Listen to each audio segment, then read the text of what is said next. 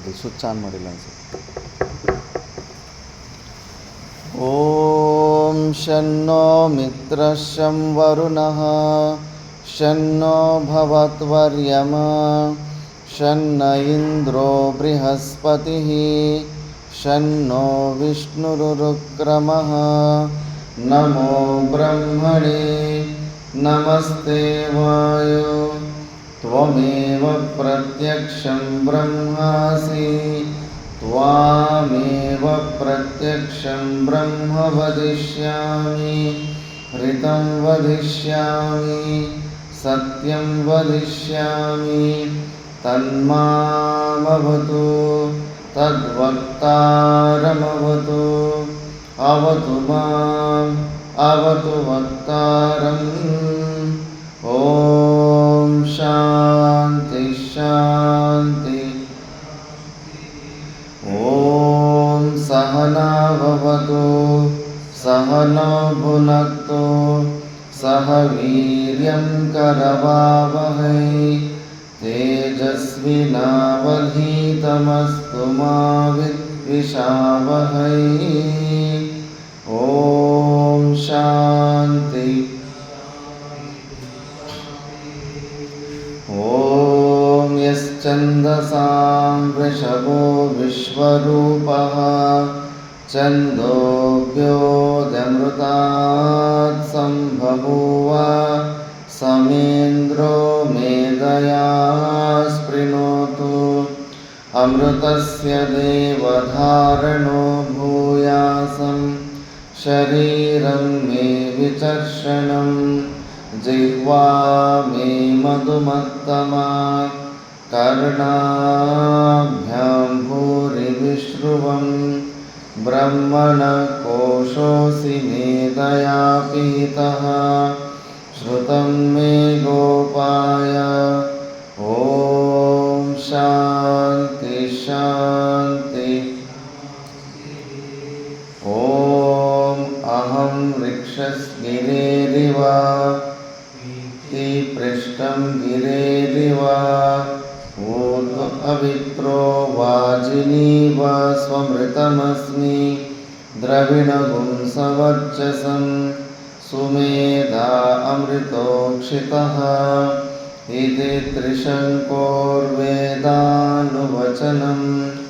ಓಂ ಶಾಂತಿ ಶಾಂತಿ ಶಾಂತಿ. ಓಂ ಪೂರ್ಣಮದಃ ಪೂರ್ಣಮಿದಂ ಪೂರ್ಣಾತ್ ಪೂರ್ಣಮುದಚ್ಯತೆ ಪೂರ್ಣಸ್ಯ ಪೂರ್ಣಮಾದಾಯ ಪೂರ್ಣಮೇವಾವಶಿಷ್ಯತೆ. ಓಂ ಶಾಂತಿ ಶಾಂತಿ ಶಾಂತಿ. ಓಂ ಯಂತು ಮಮಾಂಗಾನಿ walk ಪ್ರಾಣಶ್ಚಕ್ಷುಃ ಶ್ರೋತ್ರಮತೋ ಬಲಮಿಂದ್ರಿಯಾಣಿ ಚ ಸರ್ವಾಣಿ ಸರ್ವಂ ಬ್ರಹ್ಮೋಪನಿಷದಂ ಮಾಹಂ ಬ್ರಹ್ಮ ನಿರಾಕುರ್ಯಾಂ ಮಾ ಬ್ರಹ್ಮ ನಿರಾಕರೋದ ನಿರಾಕರಣಮಸ್ತು ನಿರಾಕರಣಂ ಮೇ ಅಸ್ತು ತದಾತ್ಮನಿ ನಿರತೇಯ ಉಪನಿಷತ್ಸು ಧರ್ಮಾ ತೇ ಮಯಿ ಸಂತು ತೇ ಮಯಿ ಸಂತು. ಓಂ ಶಾಂತಿ ಶಾಂತಿ ಶಾಂತಿ. ಓಂ ವಾಂಗ್ ಮೇ ಮನಸಿ ಪ್ರತಿಷ್ಠಿತಾ ಮನೋ ಮೇ ವಾಚಿ ಪ್ರತಿಷ್ಠಿತಂ ಆವಿರಾವಿರ್ಮಯೇದಿ ವೇದಸ್ಯ ಮಾನೀಸ್ತಃ ಶ್ರುತಂ ಮೇ ಮಾ ಪ್ರಹಾಸಿ ರಣೇನಾಧೀತೇನಾಹೋರಾತ್ರಾನ್ ಸಂದದಾಮಿ ಋತಂ ವದಿಷ್ಯಾಮಿ ಸತ್ಯಂ ವದಿಷ್ಯಾಮಿ ತನ್ಮಾಮವತು ತದ್ವಕ್ತಾರಮವತು ಮಾಂ ಅವತು ವಕ್ತಾರಮವತು ವಕ್ತಾರಂ. ಓಂ ಶಾಂತಿ. बध्नन्नो अपि वातयमनः। ॐ शान्ति शान्ति शान्तिः। ॐ भद्रं कर्णेभिः शृणुयाम देवाः भद्रं पश्येमाक्षभिर्यजत्राः स्थिरैरङ्गैः तुष्टुवागुंसस्तनूभिः व्यशेम देवहितं यदायुः। स्वस्ति न इन्द्रो वृद्धश्रवाः स्वस्ति न पूषा विश्ववेदाः स्वस्ति नस्तार्क्ष्यो वरिष्ठनेमिः स्वस्ति नो बृहस्पतिर्ददातु। ॐ शान्ति शान्ति शान्तिः। ॐ यो ब्रह्माणं विदधाति पूर्वं यो वै वेदांश्च प्रहिणोति तस्मै तं ह देवमात्मबुद्धिप्रकाशं मुमुक्षुर्वै शरणमहं प्रपद्ये। ॐ शान्ति शान्ति। ॐ नमो ब्रह्मादिभ्यो ब्रह्मविद्या सम्प्रदायकर्तृभ्यो वंशर्षिभ्यो महद्भ्यो नमो गुरुभ्यः। सर्वोपप्लवरहितः प्रज्ञानगणः प्रत्यगर्तो ब्रह्मैवाहमस्मि ब्रह्मैवाहमस्मि। ॐ शान्ति शान्ति। ॐ नारायणं पद्मभवं वसिष्ठं शक्तिं च तत्पुत्रपराशरं च व्यासं सुखं गौडपदं महान्तं गोविन्दयोगीन्द्रमतास्य शिष्यं श्रीशङ्कराचार्यमतास्य पद्मपादं च हस्तामलकं च शिष्यं तं तोटकं वार्तिककारमन्या नस्मद्गुरुं सन्ततमानतोऽस्मि। ॐ शान्ति।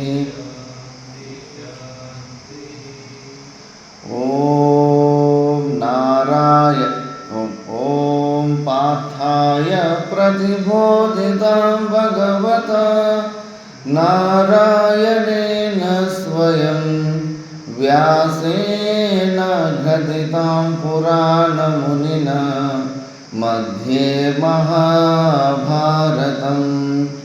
अद्वैतामृतवर्षिणीं भगवतीम् अष्टादशाध्यायिनीम् अम्ब त्वामनुसन्दधामि भगवद्गीते भवद्वेषिणीम्। नमोऽस्तु ते व्यासविशालबुद्धे उल्लारविन्दायतपात्रनेत्र येन त्वया भारततैलपूर्णः प्रज्वालितो ज्ञानमयप्रदीपः प्रपन्नपारिजाताय स्तोत्रवेत्रैकपाणये ज्ञानमुद्राय कृष्णाय गीतामृतदुहे नमः। वसुदेवसुतं देवं कंसचाणूरमर्दनं देवकी परमानन्दं कृष्णं वन्दे जगद्गुरुं। भीष्मद्रोणतटा जयद्रथजला गान्धारनीलोत्पला शल्यग्राहवती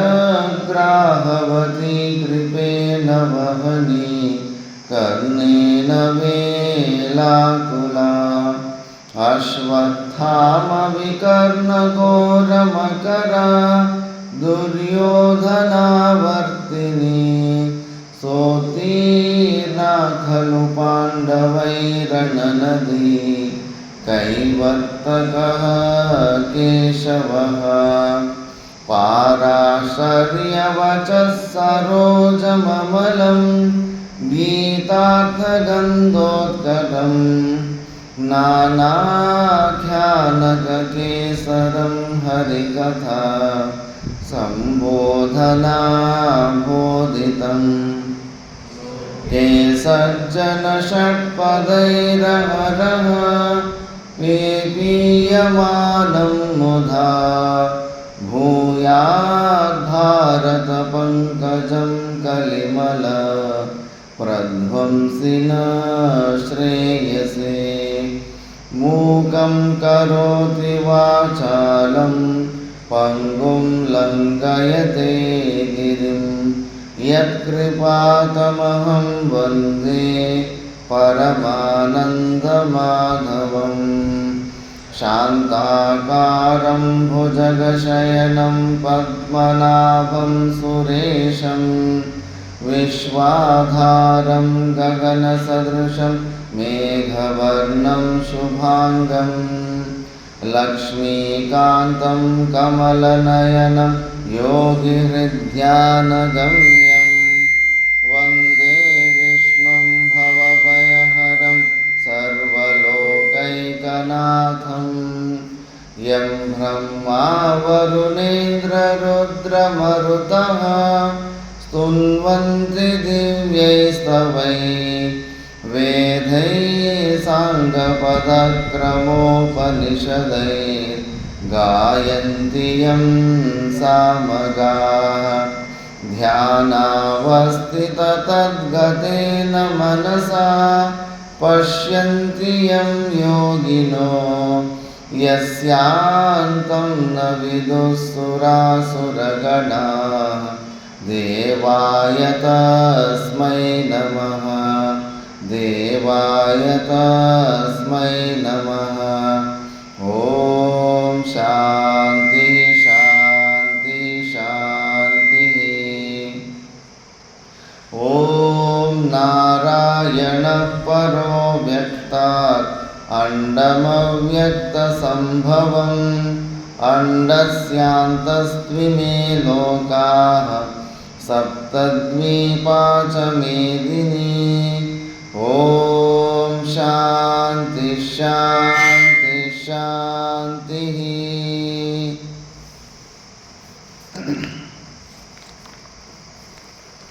ನಾವು ಭಗವದ್ಗೀತೆಯ 2ನೇ ಅಧ್ಯಾಯ ಸಾಂಖ್ಯಯೋಗದ ಬಗ್ಗೆ ವಿಚಾರ ಮಾಡ್ತಿದ್ವಿ. ಇದರಲ್ಲಿ 20 ಶ್ಲೋಕಗಳ ತನಕ ನಾವು ವಿಚಾರ ಮಾಡಿದ್ವಿ. ಆತ್ಮದಲ್ಲಿ ಯಾವುದೇ ಪ್ರಕಾರವಾದಂಥ ಕರ್ತೃತ್ವ ಭೋಕ್ತೃತ್ವ ಇರೋದಿಲ್ಲ ಮತ್ತು ಈ ಷಡ್ಭಾವ ವಿಕಾರಗಳು ಕೂಡ ಇರೋದಿಲ್ಲ ಅಂತ ಸ್ಪಷ್ಟವಾಗಿ ತಿಳ್ಕೊಂಡ್ವಿ. ಮತ್ತು ಒಬ್ಬ ಜ್ಞಾನಿ ಯಾರು ಆತ್ಮ ಸ್ವರೂಪವನ್ನು ಸರಿಯಾಗಿ ತಿಳ್ಕೊಂಡಿರೋನು ಅವನು ಯಾವ ಥರ ಲೇಷ ಮಾತ್ರ ಕೂಡ ಅವನು ಅಜ್ಞಾನದಲ್ಲೂ ಲೇಷ ಮಾತ್ರ ಕೂಡ ನಾನು ಮಾಡೋವನು ಮಾಡಿಸೋವನು ಅನ್ನೋ ಭಾವನೆಯಲ್ಲಿ ಯಾವತ್ತೂ ಇರೋದಿಲ್ಲ. ಅವೆರಡು ಇತ್ತು ಅಂದ್ರೆಗನ ನಾವಿನ್ನು ಜೀವ ಸ್ಥಿತಿಯಲ್ಲಿದ್ದೀವಿ ಅಂದ್ಬಿಟ್ಟು ಭಾಷ್ಯದಲ್ಲಿ ತುಂಬ ಸ್ಪಷ್ಟವಾಗಿ ಹೇಳ್ತಾರೆ. ನಾನು ಮಾಡೋವನು ನಾನು ಮಾಡಿಸೋನು ಅನ್ನೋ ಭಾವನೆಗಳಿತ್ತಂದರೆ ಇನ್ನೂ ಜೀವದಲ್ಲೇ ಇಲ್ಲೇ ಒದ್ದಾಡ್ತಾ ಇದ್ದೀವಿ ಅಂದ್ಬಿಟ್ಟು ಅದನ್ನೇ ನೆಕ್ಸ್ಟ್ ಶ್ಲೋಕದಲ್ಲಿ ಹೇಳ್ತಾರೆ. ವೇದ ವಿನಾಶಿನಂ ನಿತ್ಯಂ ಯಯೇನಮಜಮವ್ಯಯಂ ಕಥಂ ಸ ಪುರುಷ ಪಾರ್ಥ ಕಂ ಘಾತಯತಿ ಹಂತಿಕಂ. ವೇದ ವಿನಾಶಿನಂ ನಿತ್ಯಂ ಯಯೇನಮಜಮವ್ಯಯಂ ಕಥಂ ಸ ಪುರುಷ ಪಾರ್ಥ ಕಂ ಘಾತಯತಿ ಹಂತಿಕಂ.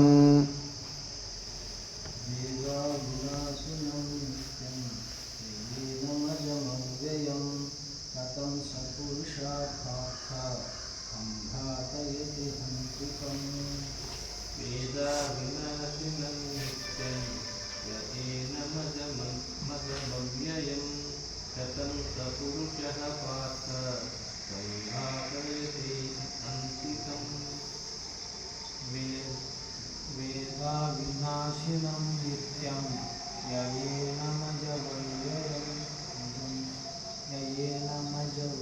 मजमव्ययम् कथं स पुरुषः पार्थ कं घातयति हन्तिकम् वेदाविनाशिनं नित्यं येन मदमव्ययं कथं स पुरुषः पार्थ कं घातयति हन्तिकम्। हे पार्थ, यह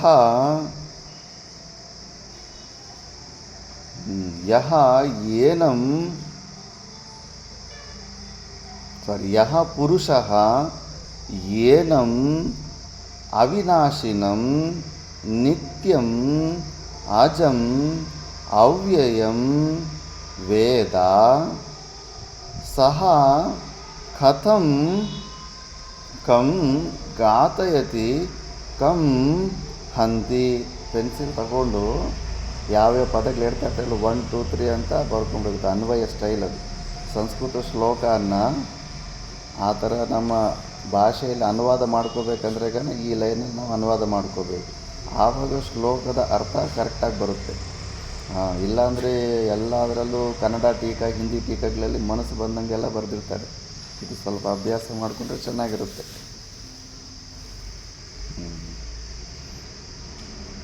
ಹೇ ಪಾರ್ಥ ಅಂದರೆ ಸಂಬೋಧನೆ. ಹೇ ಪಾರ್ಥ, ಅರ್ಜುನ, ಯಾರು ಪುರುಷಃ ಏನಂ ಇದನ್ನು ಏನಂ ಅಂದರೆ ಇದನ್ನಂದರೆ ಅವಿನಾಶಿನಂ, ನಮ್ಮ ಆತ್ಮಸ್ವರೂಪ ಅವಿನಾಶಿಯಾದಂಥ ಆತ್ಮಸ್ವರೂಪವನ್ನು, ಮತ್ತು ಅದು ನಿತ್ಯವಾದಂಥ ಸಚ್ಚಿದಾನಂದ ಸ್ವರೂಪ, ಮತ್ತು ಅಜಂ ಅಂದರೆ ಜನ್ಮನೇ ಇಲ್ಲದೇ ಇರೋವಂಥ ನಮ್ಮ ಆತ್ಮಸ್ವರೂಪ, ಮತ್ತು ಅದು ಅವ್ಯಯ ಅನ್ಡಿಸ್ಟ್ರಕ್ಟಬಲ್, ಯಾವುದು ಡೆಸ್ಟ್ರಾಯ್ ಆಗೋದಕ್ಕೆ ಚಾನ್ಸೇ ಇಲ್ಲ. ಅದು ಅವ್ಯಯ ಆಗಿರೋವಂಥದ್ದು, ಪಾರ್ಟ್ಲೆಸ್ ಆಗಿರೋವಂಥದ್ದು. ಅಂಥ ಆತ್ಮಸ್ವರೂಪವನ್ನು ಸರಿಯಾಗಿ ತಿಳ್ಕೊಂಡಿದ್ರೆ ಸಹ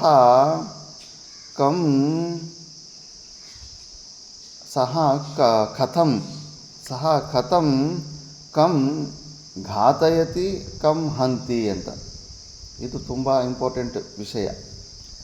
ಅಹಂಕಾರ ಯಾವಾಗಲೂ ನಮಗೆ ಜ್ಞಾನ ಆಗೋಗ್ಬಿಟ್ಟಿದೆ ಅಂತ ಎಷ್ಟು ಮೋಸ ಮಾಡ್ತಾ ಇರುತ್ತೆ. ಇಲ್ಲ, ಮತ್ತು ಪ್ರಾಕ್ಟಿಕಲಾಗಿ ಚೆಕ್ ಮಾಡ್ಕೋಬೇಕು ನಾವು, ಆಗಿದೆ ಇಲ್ಲ ಅಂದ್ಬಿಟ್ಟು. ನಾವು ಎಷ್ಟು ಸತಿ ಅನ್ನಿಸ್ತಾ ಇರುತ್ತೆ ಅವನು ನನ್ನ ಹಿಂಸೆ ಮಾಡ್ತಾಯಿದ್ದಾನೆ ಅಂತ. ಹೆಂಗೆ ಹಿಂಸೆ ಮಾಡೋಕ್ಕಾಗುತ್ತೆ? ಯಾರಾದರೂ ನಿತ್ಯವಾದಂಥದ್ದು, ಅವಿನಾಶಿ ಅಂಥದ್ದು, ಅವ್ಯಯ ರೂಪದ್ದು, ಅಜ ಅಂತ ಆತ್ಮವನ್ನು ಯಾರಾದರೂ ಟಚ್ ಮಾಡೋದಕ್ಕದು ಆಗುತ್ತಾ? ಟಚ್ ಮಾಡೋದಕ್ಕೆ ಸಾಧ್ಯನೇ ಇಲ್ಲ. ಮತ್ತು ಇನ್ನೊಬ್ಬರು ಟಚ್ ಮಾಡ್ತಾಯಿದ್ದಾರೆ ಅಂದರೆ ನಾವು ಟಚ್ ಮಾಡೋ ಅಂಥ ಜೀವಭಾವದಲ್ಲಿ ಇಲ್ಲೇ ಒದ್ದಾಡ್ತಾ ಇದ್ದೀವಿ. ಅದಕ್ಕೆ ನಮ್ಮ ಜುಟ್ಟು ಎಲ್ಲರ ಕೈಗೂ ಸಿಗ್ತಾಯಿದೆ. ನಮಗೇನು ತಿಳ್ಕೊಂಬಿಟ್ಟಿದ್ದೀವಿ ಅಂತ ಪ್ರತಿ ಕ್ಷಣ ಅಹಂಕಾರ ಅದೇ ನಿರ್ಣಯ ಕೊಡ್ತಾ ಇರುತ್ತೆ. ಆಗೋಗಿದೆಯಲ್ಲ ಕೆಲಸ, ಇನ್ನೇನಿದೆ? ಅವಸ್ಥಾತ್ರಯ ಸಾಕ್ಷಿಷನ್ ಪಂಚಕೋಶ ವಿಲಕ್ಷಣ ಸಚ್ಚಿದಾನಂದ ಸ್ವರೂಪ, ಇನ್ನೇನು ತಿಳ್ಕೊಳ್ಳೋದಿದೆ? ಕೆಲಸ ಮುಗಿದೋಗಿದೆ ಅಲ್ಲ ಅಂತ ಅನಿಸ್ತಾ ಇರುತ್ತೆ. ಸುಮ್ಮನೆ ಇನ್ಫಾರ್ಮೇಷನ್ ಅಷ್ಟೇ ಅದು. ಮತ್ತು ನಾವು ನಿಜವಾಗ್ಲೂ ನಮ್ಮ ಸ್ವರೂಪನ ತಿಳ್ಕೊಂಡಿದ್ರೆ ಇನ್ನೊಬ್ಬರು ಮನಸ ವಾಚ ಕರ್ಮನ ಹೆಂಗೆ ಟಚ್ ಮಾಡೋಕ್ಕಾಗುತ್ತೆ? ಟಚ್ ಮಾಡಿ ಮತ್ತೆ ನಾವು ರಿವರ್ಸ್ ಅದಕ್ಕೆ ಕೌಂಟರ್ ಅಟ್ಯಾಕ್ ಮಾಡ್ತಿದ್ದೀವಿ ಅಂದರೆ ಎರಡೂ ಮಾಡ್ತಾಯಿದ್ದೀವಿ. ಹಂತಿ ಘಾತಯತಿ, ಹಿಂಸೆಗೆ ಒಳಗಾಗ್ತಾಯಿದ್ದೀವಿ, ಇನ್ನೊಬ್ಬನ ಹಿಂಸೆನೂ ಮಾಡ್ತಾಯಿದ್ದೀವಿ. 200% ಜೀವಭಾವದಲ್ಲೇ ಇದ್ದು ಒದ್ದಾಡ್ತಾಯಿದ್ದೀವಿ. ಅದಕ್ಕೆ ಉತ್ತರ ಭಾರತದಲ್ಲಿ ಈ ಜ್ಞಾನ ನಿಶ್ಚಯನ ABCD ಅಂತಾರೆ. ಏನಕ್ಕೂ ಕೆಲಸ ಬರಲ್ಲ, ಮುಟ್ಟಿ ವರ್ಷಗಳಕ್ಕೂ ಕೆಲಸ ಬರಲ್ಲ ನಿನ್ನ ಜ್ಞಾನ ಅಂತ ಹಿಂಗೆ ಅಂತಾರಲ್ಲಿ. ಇನ್ನೂ ಕೆಟ್ಟ ಶಬ್ದದಲ್ಲಿ. ಬಟ್ ಅಹಂಕಾರ ಮಾತ್ರ ನಮಗೆ ನಾನು ದೊಡ್ಡ ಎಲ್ಲ ಕೆಲಸ ಆಗೋಗ್ಬಿಟ್ಟಿದೆ, ಜೀವನ್ಮುಕ್ತ ಅಂತ ಆಗ್ತಾರೆ. ಪ್ರಾಕ್ಟಿಕಲಲ್ಲಿ ಪ್ರತಿ ಕ್ಷಣ ಫೇಲ್ ಆಗ್ತಾಯಿರ್ತೀವಿ, ಪ್ರತಿ ಕ್ಷಣ. ಅಂಥ ಸ್ಥಿತಿ ನಮ್ಮ ಸ್ವರೂಪನ ಸರಿಯಾಗಿ ತಿಳಿದುಕೊಂಡಿಲ್ಲ. ಕೃಷ್ಣ ಪರಮಾತ್ಮ ಆಕ್ಷೇಪ ರೂಪದಲ್ಲಿ ಪ್ರಶ್ನೆ ಆಗ್ತಾಯಿದ್ದಾನೆ. ಕಥಂ, ಯಾರು ನಿಜವಾಗ್ಲೂ ಇಂಥ ನಮ್ಮ ಸ್ವರೂಪನ ಅವಿನಾಶಿ, ನಿತ್ಯ, ಅಜಂ, ಅವ್ಯಯ ಅಂತ ಸ್ವರೂಪವನ್ನು ತಿಳ್ಕೊಂಡಿರೋನು, ಅವನು ಹೇಗೆ ಅಟ್ಲೀಸ್ಟ್ ಅವನು ಥಾಟ್ ಲೆವೆಲಲ್ಲೇ ಸ್ವಲ್ಪ ವಿಚಾರ ಬಂದರೆ ಅಲ್ಲೇ ಅದನ್ನು ಕಡಿಮೆ ಮಾಡಿಬಿಡಬೇಕು. ಥಾಟ್ ಲೆವೆಲ್ ಬಿಡು, ವಾಚಿಕವಾಗಿ ಶಾರೀರಿಕ ಕ್ರಿಯೆಗಳಲ್ಲೂ ಕೂಡ ಅವನು ಫೂಲ್ ಅಂತ ಪ್ರೂವ್ ಮಾಡ್ಕೊಂಡ್ಬಿಡ್ತಾ ಇದ್ದಾನೆ. ಆಗಿಲ್ಲ, ಏನು ಶಾಸ್ತ್ರದ ಆ ಇನ್ಫಾರ್ಮೇಷನ್ನು ಪ್ರಾಕ್ಟಿಕಲ್ ಆಗಿ ಜೀವನದಲ್ಲಿ ಅಲವಾಟು ಬಂದೇ ಇಲ್ಲ. ಅದು ಹೇಗೆ ಸಾಧ್ಯ ಆಗುತ್ತೆ ಅಂತ ಕಥಮ್ ಅಂತ ಆಕ್ಷೇಪ ರೂಪದಲ್ಲಿ ಕೇಳ್ತಾನೆ. ಕಥಮ್ ಸಹ ಕಮ್ ಘಾತಯತಿ ಕಮ್ ಹಂತಿ, ಸಾಯಿಸೋವ್ನ್ಯಾವರು, ಸಾವಿಗೆ ಈಡಾಗೋವ್ನ್ಯಾರು ಅಂತ ಆತ್ಮ ಇನ್ನೊಬ್ಬನ ಕೈಯಲ್ಲಿ ಸತ್ತೋಗುತ್ತೆ ಅಂತ ಹೇಗೆ ಅನ್ಕೊತಾನೆ. ಮತ್ತು ಈ ಆತ್ಮ ಇನ್ನೊಬ್ಬನ ಹಿಂಸೆ ಮಾಡೋದಕ್ಕಾಗುತ್ತೆ ಅಂತ ಹೇಗೆ ಅನ್ಕೊತಾನೆ. ಪ್ಯೂರ್ ಅಜ್ಞಾನ. ಅದನ್ನು ಭಾಷೆಯಲ್ಲಿ ಡೀಟೇಲಾಗಿ ದೊಡ್ಡ ಚರ್ಚೆ ಬರುತ್ತೆ ಇದರಲ್ಲಿ. ಇದು ನಾವು ಡೈಲಿ ಚೆಕ್ ಮಾಡ್ಕೋಬೇಕು. ನಿಜವಾಗ್ಲೂ ನಮಗೆ ಜ್ಞಾನ ಆಗಿದೆಯಾ, ಜ್ಞಾನ ನಿಷ್ಠೆ ಆಗಿದೆಯಾ. ಮತ್ತು ನಮಗೆ ಆತ್ಮನೇರು ಟಚ್ ಮಾಡೋಕ್ಕಾಗಲ್ಲ ಅಂತಾರೆ. ರಿಯಾಕ್ಷನ್ ಆಗ್ತಿದೆ, ಅನ್ಕಂಫರ್ಟಬಲ್ ಆಗ್ತಿದೆ, ಒಳಗಡೆ ನೋವು ಆಗ್ತಿದೆ ಅಂದ್ರೆಗನ ಇನ್ನೂ ಅಹಂಕಾರನ ಬಿಟ್ಟೇ ಇಲ್ಲ. ಇದು ಚೆನ್ನಾಗಿ ವಿಚಾರ ಮಾಡಬೇಕು. ಇದನ್ನು ಭಾಷೆಯಲ್ಲಿ ಡೀಟೇಲಾಗಿ ಹೋಗೋಣ. ಯ ಏನಂ ವೇತ್ತಿ ಹಂತಾರಂ ಇತಿ ಅನೇನ ಮಂತ್ರೇಣ ಹನನಕ್ರಿಯಾಯಾಃ ಕರ್ತ ಕರ್ಮ ಚ ನ ಭವತಿ ಇತಿ ಪ್ರತಿಜ್ಞಾಯ ನ ಜಾಯತೆ ಇತಿ ಅನೇನ ಅವಿಕ್ರಿಯತ್ವೇ ಹೇತುಂ ಉಕ್ತ್ವಾ ಪ್ರತಿಜ್ಞಾತಾರ್ಥಂ ಉಪಸಂಹರತಿ ವೇದಾವಿನಾಶಿನಂ ಇತಿ ವೇದ ವಿಜಾನಾತಿ ಅವಿನಾಶಿನಂ ಅಂತ್ಯಭಾವವಿಕಾರರಹಿತಂ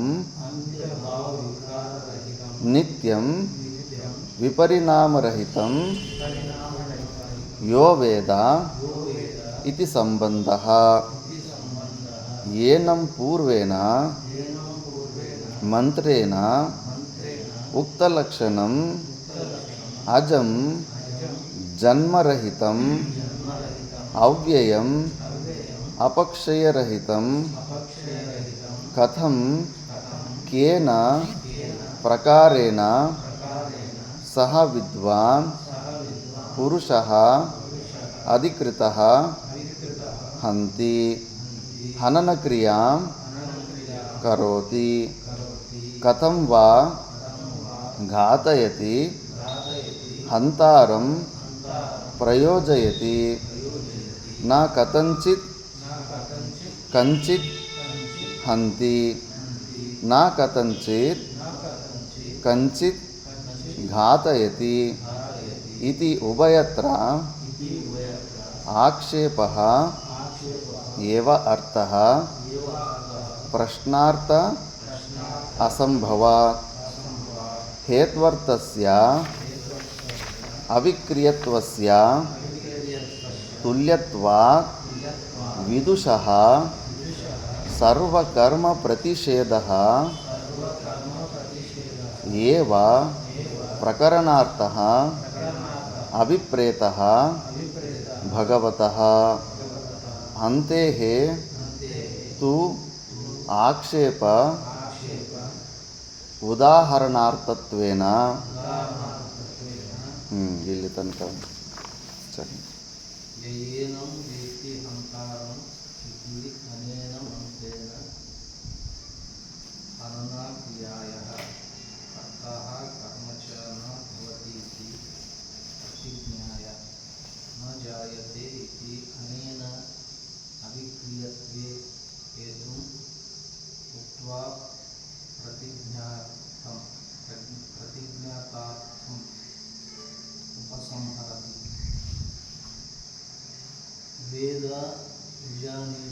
ವೇದ ವಿನಾಶಿನಂ ವೇದ ವಿಜಾನಿತ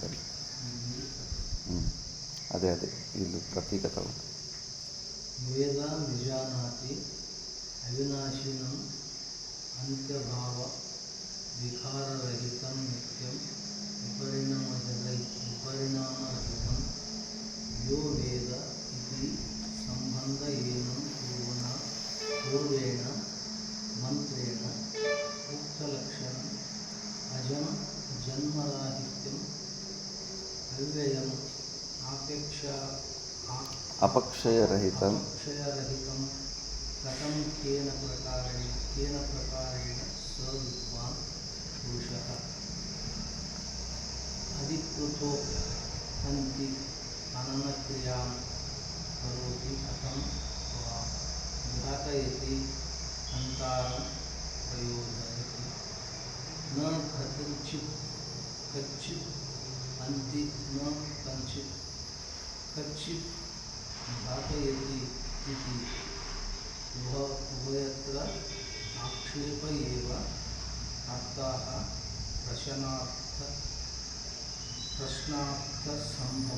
असंभवात् प्रश्नार्थ असंभवात्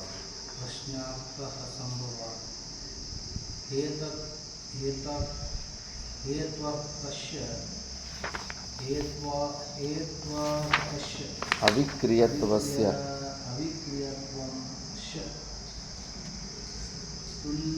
तुल्यत्वात् विदुषः सर्वकर्म प्रतिषेध एव प्रकरणार्थः अभिप्रेते भगवता येन वेति हंतारम।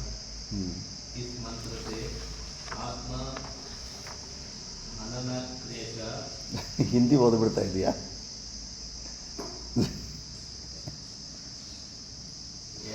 येनं वेति हंतारम इति अनेन मंत्रेण हननक्रियाया कर्म च न भवति इति प्रतिज्ञाय न जायते इति अनेन अविक्रियत्वे हेतुम् उक्त्वा प्रतिज्ञार्थम् उपसंहरति। वेद विजानाति अविनाशनम् आत्मभाव विचाररहितं नित्यं विपरिणामरहितं यो वेद इति संबंध येन पूर्वं मंत्रेण उत्वलक्षणम् अजं जन्मरहितं अव्ययम् अपक्षयरहितं कथं केन प्रकारेण स विद्वान् पुरुषः अधिकृतः हन्ति हननक्रिया करोति कथं वा घातयति हन्तारं प्रयोजयति न कथचित् हन्ति न कथञ्चित् घातयति इति उपयत् आक्षेपः एव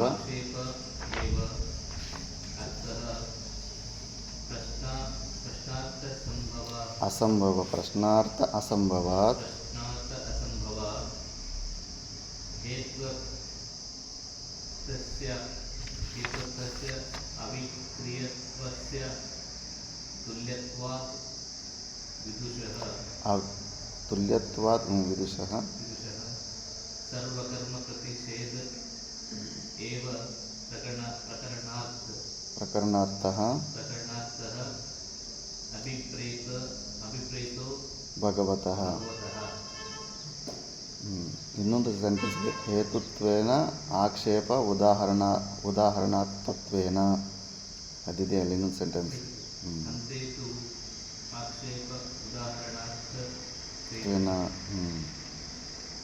येनं वेत्ति हन्तारम् इति अनेन मन्त्रेण हननक्रियायाः कर्ता कर्म च न भवति इति प्रतिज्ञाय न जायते इति अनेन अविक्रियत्वे हेतुम् उक्त्वा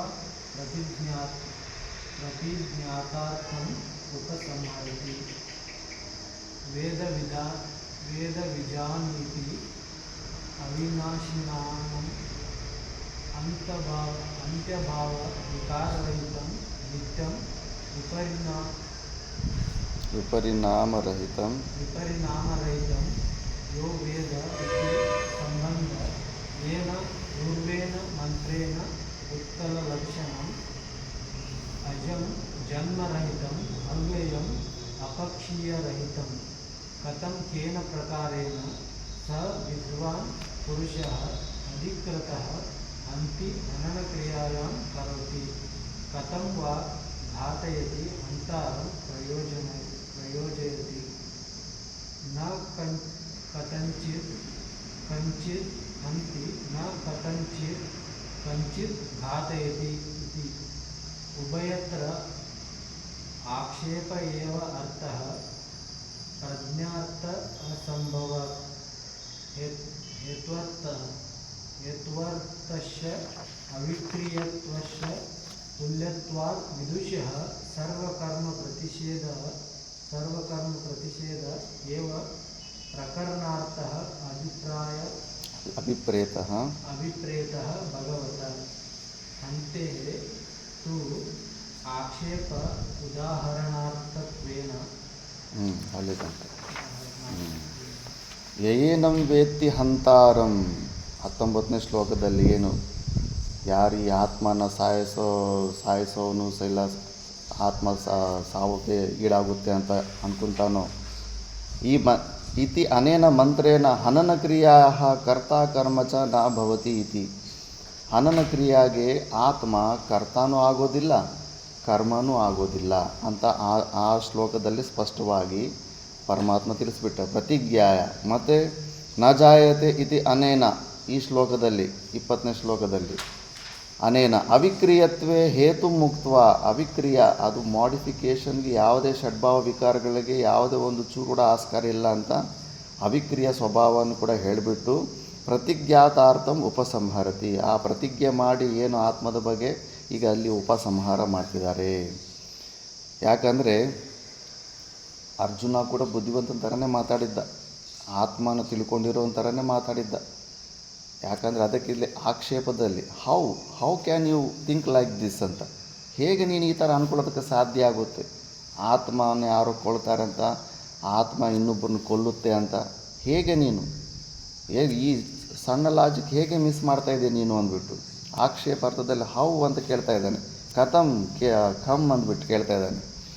ಭಾಷ್ಯದಲ್ಲಿ ನೋಡೋಣ. ವೇದ ಅಂದರೆ ವಿಜಾನಾತಿ ಅಂತ, ಆ ಶಬ್ದದಿಂದನೇ ವೇದ ಶಬ್ದಕ್ಕೆ ಅರ್ಥ ಕೂಡ ಇದು ಅಜ್ಞಾತ ಜ್ಞಾಪಕತ್ವಂ ಶಾಸ್ತ್ರಂ ಅಂದ್ಬಿಟ್ಟು ನಾವು ಇಂದ್ರಿಯಗಳಿಂದ ತಿಳ್ಕೊಳ್ಳೋಕ್ಕಾಗದೇ ಇರೋವಂಥ ವಿಷಯನ ತಿಳಿಸೋದ್ರಿಂದ ಅದನ್ನು ವೇದ ಅಂತ, ಅದು ಜನರಲ್ ಡೆಫಿನೇಷನ್. ಅದು ವೇದ ಅಂದರೆ ತಿಳಿಸೋದು ಅಂತ.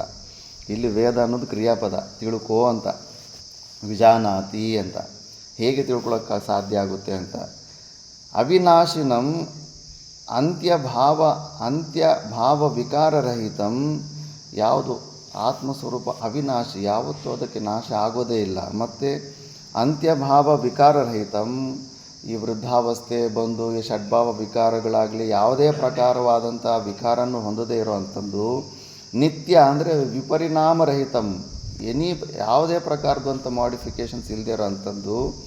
ಯಹ ವೇದ ಇತಿ ಸಂಬಂಧ, ಯಾರು ಆ ಥರ ನಿಜವಾಗ್ಲೂ ತಿಳ್ಕೊಂಡಿರ್ತಾರೋ, ಏನಂ ಪೂರ್ವೇನ ಮಂತ್ರೇನ ಉಕ್ತ ಲಕ್ಷಣಂ, ಅಂದರೆ ಈ ಆತ್ಮದ ಲಕ್ಷಣದ ಬಗ್ಗೆ ಕೂಡ ಮುಂಚೆ ಹೇಳಿದ್ದಾನೆ. ಅಜಂ ಅಂದರೆ ಜನ್ಮರಹಿತಂ, ನಮಗೆ ಯಾವ ಜನ್ಮ ಇರೋದಿಲ್ಲ, ಕೇವಲ ಈ ಶರೀರ ಸಂಯೋಗ ವಿಯೋಗಕ್ಕೆ ನಾವು ಜನ್ಮ ಮರಣನೂ ಹೆಸರು ಕೊಡ್ತಾ ಇದ್ದೀವಿ, ಜನ್ಮನೇ ಇಲ್ಲ. ಜನ್ಮರಹಿತಂ ಅವ್ಯಯಂ ಅಂದರೆ ಅಪಕ್ಷಯರಹಿತಂ, ಪಾರ್ಟ್ಸೇ ಇರೋದಿಲ್ಲ ಅಂದರೆ ಅದು ಡಿಸಿಂಟಿಗ್ರೇಟ್ ಕೂಡ ಆಗೋದಿಲ್ಲ, ಡಿಕೆ ಆಗೋದಿಲ್ಲ. ಯಾವುದಕ್ಕೆ ಪಾರ್ಟ್ಗಳಿರ್ತಾವೋ ಅಂಥ ವಸ್ತುನೇ ಡಿಕೆ ಆಗುತ್ತೆ. ಆದರೆ ಇದು ಅವ್ಯಯ ಅಂದರೆ ವಿಕಾರ ಅಪಕ್ಷಯರಹಿತವಾದದ್ದು. ಕಥಂ ಅಂದರೆ ಕೇನ ಪ್ರಕಾರೇಣ, ಹೌ ಸಹ ವಿದ್ವಾನು ಪುರುಷ ಅಧಿಕೃತ, ಅವನು ನಿಜವಾಗ್ಲೂ ವಿದ್ವಾನಾದರೆ ಹೇಗೆ ಈ ಥರ ಅಂದ್ಕೊಂಡ್ಬಿಡ್ತಾನೆ ಹಂತಿ ಅಂತ, ಆತ್ಮ ಇನ್ನೊಬ್ಬನು ಸಾಯಿಸುತ್ತೆ ಅಂತ ಹೇಗೆ ಹನನ ಕ್ರಿಯಾಂ ಕರೋತಿ, ಹನನ ಕ್ರಿಯಾನ ಮಾಡೋಣ ಅಂತ. ಕಥಂ ವಾ ಘಾತಯತಿ ಹಂತಾರಂ ಪ್ರಯೋಜಯತಿ, ಇಲ್ಲ ಇನ್ನೊಬ್ಬರನ್ನ ಕೊಲ್ಲೋದಕ್ಕೆ ಕೆಲಸ ಮಾಡಿಸೋನು, ಪ್ರೇರಣೆ ಮಾಡಿಸೋನು ಅಂತ ಕೂಡ ಹೆಂಗೆ ಅಂದ್ಕೊಳ್ಳೋದಕ್ಕಾಗುತ್ತೆ. ನಾ ಕಥಂಚಿತ್ ಅಂದರೆ ಕಚ್ಚಿದ್ ಹಂತಿ, ನಾ ಕಥಂಚಿತ್ ಕಚ್ಚಿತ್ ಘಾತಯತಿ ಇತಿ ಉಭಯತ್ರ ಆಕ್ಷೇಪ ಏವ ಅರ್ಥ. ಹೇಗೆ ಸಾಧ್ಯ? ಅದು ಸಾಧ್ಯವೇ ಇಲ್ಲ. ಆ ಥರ ಅಂದ್ಕೊಳ್ಳೋದಕ್ಕೆ ಸಾಧ್ಯವೇ ಇಲ್ಲ. ನಾವು ಅಂದ್ಕೊತಾ ಇದ್ದೀವಿ ಅಂದ್ರೆಗನ ಇನ್ನೂ ಜ್ಞಾನ ಆಗಿಲ್ಲ. ಇದು ತುಂಬ ಇಂಪಾರ್ಟೆಂಟು. ಅದಕ್ಕೆ ಪ್ರಶ್ನಾರ್ಥ ಅಸಂಭವತಿ. ಇಲ್ಲಿ ಏನು ಕೃಷ್ಣ ಪರಮಾತ್ಮ ಪ್ರಶ್ನೆ ಕೇಳ್ತಾ ಇಲ್ಲ, ಆಕ್ಷೇಪ. ನೀನು ಹೌ ಕ್ಯಾನ್ ಯು ದಿಸ್, ಈ ಸಣ್ಣ ಲಾಜಿಕ್ ನೀನು ಹೇಗೆ ಮಿಸ್ ಮಾಡ್ತಾ ಇದೀಯಾ? ಆತ್ಮನ ತಿಳ್ಕೊಂಡಿರೋಂಥರ ಚೆನ್ನಾಗೆಲ್ಲ ಪ್ರವಚನ ಮಾಡ್ತಾ ಇದೀಯಾ, ಬಟ್ ಈ ಸಣ್ಣ ಲಾಜಿಕ್ ಹೆಂಗೆ ಮಿಸ್ ಮಾಡಿದೆ? ಹೇಗಾದರೂ ಸಾಧ್ಯ ಆ ಥರ ಅಂದ್ಕೊಡೋದಕ್ಕೆ ಅಂದ್ಬಿಟ್ಟು ಇವೆಲ್ಲ ಪ್ರಕರಣದಲ್ಲಿ ಎತ್ತು ಅಸ್ಯ ತುಲ್ಯತ್ವಾದ್ ವಿದುಷಃ ಸರ್ವಕರ್ಮ ಪ್ರತಿಷೇಧ ಏವ ಪ್ರಕರಣಾರ್ಥ ಅಭಿಪ್ರೇತಃ ಭಗವತಃ. ಇದರಿಂದನೇ ಈ ಪರಮಾತ್ಮನ ಈ ಒಂದು ವಾಕ್ಯದಿಂದನೇ ಇದು ಡಿಸೈಡ್ ಆಗಿಬಿಡುತ್ತೆ, ಜ್ಞಾನಿನಲ್ಲಿ ಸರ್ವ ಕರ್ಮಗಳ ನಿಷೇಧವಾಗಿದೆ ಅಂತ. ನಾನು ಎಷ್ಟೋ ಸತಿ ಹೇಳ್ತಾ ಇದ್ದೀನಿ, ನಮ್ಮ ಸ್ವರೂಪ ಅಕ್ರಿಯ ಅನ್ನೋ ಒಂದು ಸ್ವಭಾವ ತಿಳ್ಕೊಂಡ್ವಿ. ಮತ್ತು ನಿರ್ವಿಕಲ್ಪ ಸಮಾಸ್ಥಿತಿಗೆ ಹೋಗೋಕ್ಕಾಗ್ತಿದೆಯಾ ನಮ್ಮ ಕೈಯಲ್ಲಿ? ನಾವು ಕ್ರಿಯೆಗಳು ಯಾಕೆ ಮಾಡ್ತಾಯಿದ್ದೀವಿ? ಅದು ಕೇವಲ ಇನ್ಫಾರ್ಮೇಷನ್ ಯಾವ ಥರದ ಥಿಯರಿ ಥರ ತಿಳ್ಕೊಂಡಿದ್ದೀವಿ ಅಷ್ಟೇ, ಪ್ರಾಕ್ಟಿಕಲ್ ಆಗಿ ಇನ್ನೂ ತಿಳ್ಕೊಂಡಿಲ್ಲ. ನಾವು ಅಕ್ರಿಯ ಅಂತ ತಿಳ್ಕೊಂಡ ಮೇಲೆ ಸೈಲೆಂಟಾಗಿ ಕೂತ್ಕೊಂಡ್ಬಿಡ್ಬೇಕಲ್ಲ. ಕ್ರಿಯೆಗಳೇನೋ ಮಾಡಿದ್ರೆ ಸೈಲೆಂಟಾಗಿ ನಿರ್ವಿಕಲ್ಪ ಸಮಾಸ್ಥಿತಿ ಅಭ್ಯಾಸ ಮಾಡಬೇಕಲ್ಲ. ಆ ಥರ ಕೂತ್ಕೊಳ್ದಿರೋ ಇರೋದಕ್ಕೆ ಎಷ್ಟೊಂದು ಕಾರಣಗಳು ಬರ್ತದೆ. ಮನಸ್ಸಿಗೆ ಎಷ್ಟೊಂದು ವಿಷಯ ಹೇಳುತ್ತೆ.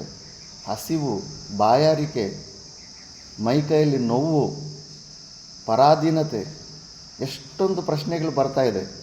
ಮತ್ತು ಏನು ಅರ್ಥ ಆಗಿದೆ? ಆ ಇನ್ಫಾರ್ಮೇಷನ್ ರೂಪದಲ್ಲಿ ಇರುತ್ತೆ ಅಷ್ಟು ನಿನ್ನನ್ನು ಯಾವತ್ತೂ ಹೆಲ್ಪ್ ಮಾಡೋಕ್ಕೆ ಬರೋದಿಲ್ಲ. ನಾವು ಕೇಳಿದ್ದನ್ನು ಇಮಿಡಿಯೇಟಾಗಿ ಅಪ್ಲೈ ಮಾಡೋಷ್ಟು ಸಾಮರ್ಥ್ಯ ಇಲ್ಲ. ಇನ್ನು ಅಂತಃಕರಣದಲ್ಲಿ ಅತ್ಯಂತ ಅಶುದ್ಧಿ ಇದೆ.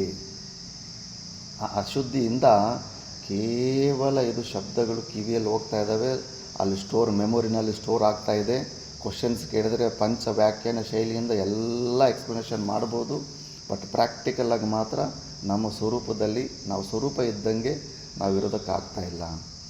ಮಾತಾ ಮಾಣಿಕೇಶ್ವರ ಎಂಬುದು ಆ ದೃಷ್ಟಾಂತ. ಅದಕ್ಕೆ ನಾನು ಮತ್ತೆ ನೆನೆಸೋದು. ಸಣ್ಣ ವಯಸ್ಸಿನಲ್ಲಿ ಪೂಜೆ ಮಾಡ್ತಾಯಿದ್ದಂತೆ ಶಿವಲಿಂಗಕ್ಕೆ ಪೂಜೆ ಮಾಡ್ತಾಯಿದ್ರೆ ಏನು ಪರಮಾತ್ಮ ನೈವೇದ್ಯ ಇಟ್ಟರು, ನೈವೇದ್ಯ ಇಡಲಿಲ್ಲ ಅಂದರೂ ಪೂಜೆ ಮಾಡದೇ ಇರಲಿ ಶ್ರದ್ಧೆಯಿಂದ ಮಾಡ್ತಾಯಿದ್ದೀನಿ. ಏನು ಪ್ರತ್ಯಕ್ಷನೇ ಆಗಲಿಲ್ವಲ್ಲ. ಏನು ಪರಮಾತ್ಮ ಅಂದರೆ ಕಲ್ಲು ಬಂಡೆ ಥರ ಹಂಗೆ ಸೈಲೆಂಟಾಗಿ ಇದ್ಬಿಡೋದನ್ನು ಪರಮಾತ್ಮ.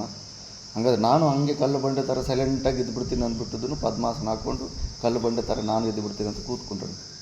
ಆ ಥರ ಕೂತ್ಕೊಂಡಾಗ ಮೊದಲನೇ ಸತಿ ಸಮಾಧಿ ಸ್ಥಿತಿಗೆ ಹೊಟ್ಟೋಗ್ಬಿಟ್ರೆ ಫುಲ್ಲು 360 ಡಿಗ್ರೀಸ್ ಕೇವಲ ನೀರು ಒಂದೇ ಪದಾರ್ಥದ ಭಾನ ಆಗ್ತಾಯಿದೆ ಅಂತೆ. ನಾನು ಅನ್ನೋ ಭಾನ ಕೂಡ ಹೊಟ್ಟೋಗ್ಬಿಟ್ಟಿದೆ. ನೀರು, ಮೇಲೆ ನೀರು, ಕೆಳಗಡೆ ನೀರು, ಆ ಕಡೆ ನೀರು, ಎಲ್ಲ ನೀರು ಒಂದೇ ಪದಾರ್ಥದ ಹೆದರಿಕೆ ಆಗಿಬಿಡ್ತಂತೆ. ಏನಿದು, ನನ್ನ ಅಸ್ತಿತ್ವ ಎಲ್ಲೋಯ್ತು, ನಾನು ಎಲ್ಲಿ ಹೋಗ್ಬಿಟ್ಟಿದ್ದೀನಿ ಅಂತ ಹೆದರಿಕೆ ಆಗಿಬಿಟ್ಟು ಮತ್ತು ಸ್ವಲ್ಪ ಒದ್ದಾಡಿದ ಮೇಲೆ ಸ್ವಲ್ಪ ಶರೀರ ಬಾನ ಆಯ್ತಂತೆ.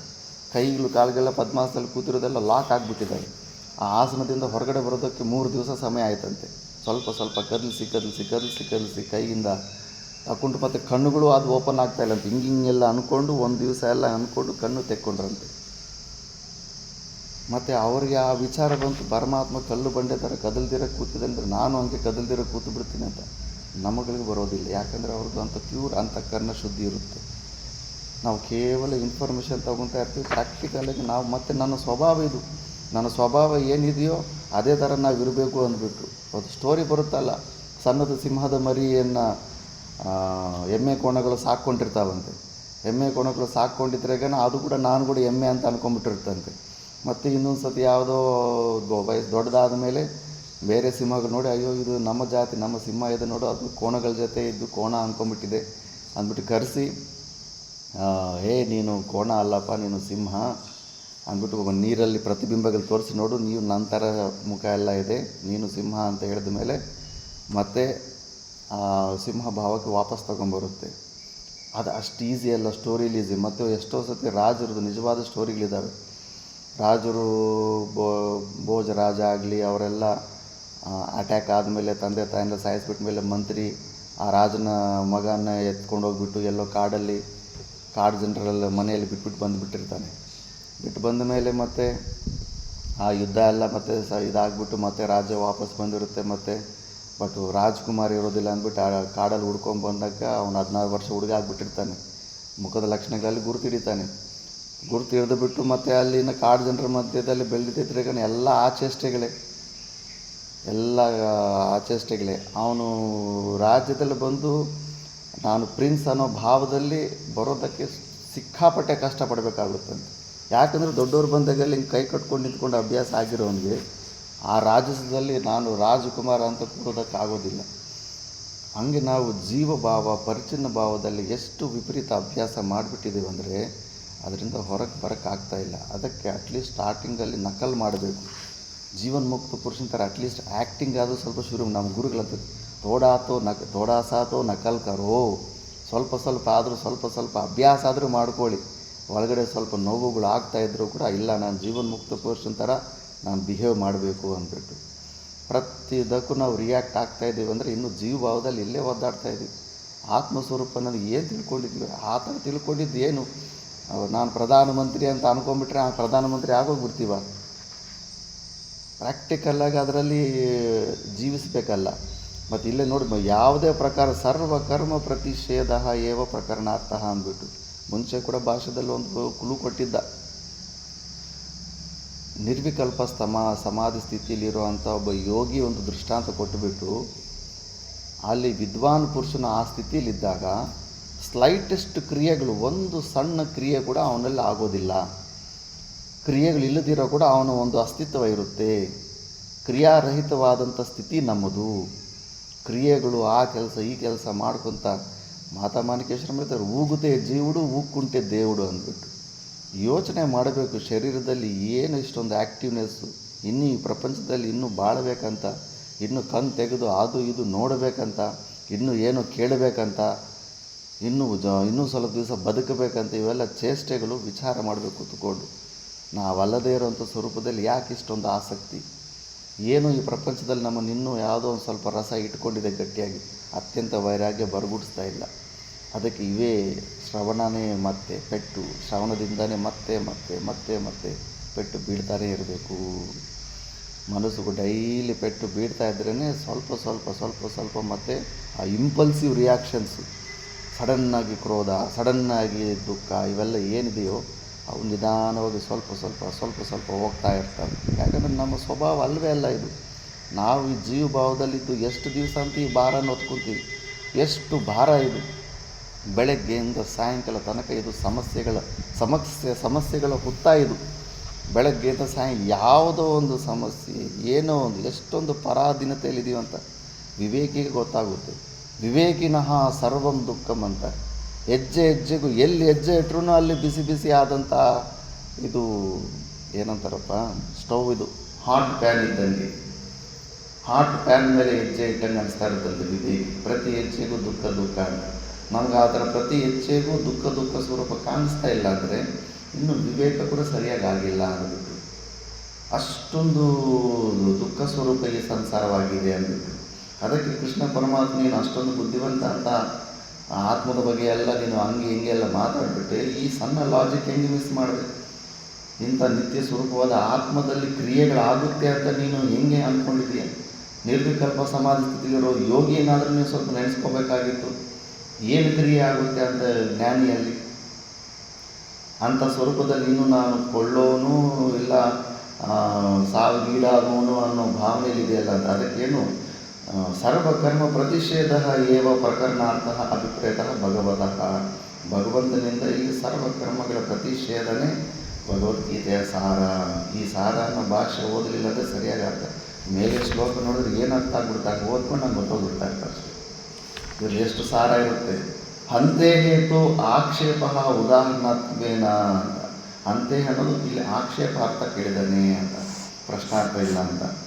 ನೆಕ್ಸ್ಟ್ ಪ್ಯಾರಾಗ್ರಾಫ್ ಓದೋದು.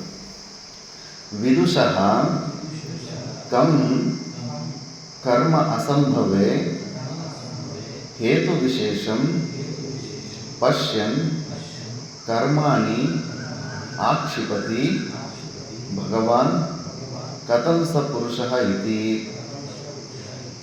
ननु उक्तः एव आत्मनः अविक्रियत्वं सर्वकर्म असंभव कारण विशेषः सत्यमुक्तः न तु सः कारण विशेषः अन्यत्वात् विदुषः अविक्रियात् आत्मनः इति नहि अविक्रियं स्थाणुं विदितवतः कर्म न संभवति इति चेत् न विदुषः आत्मत्वात् न देहादिसंगातस्य विद्वत्ता अतः परिशेष्यात् असंहतः आत्मा विद्वान् अविक्रियः इति तस्य विदुषः कर्म असंभवात् आक्षेपः युक्तः कथं स पुरुषः इति यथा बुद्ध्यादि आहृतस्य शब्दादि अर्थस्य अविक्रियः एव सन् बुद्धिवृत्ति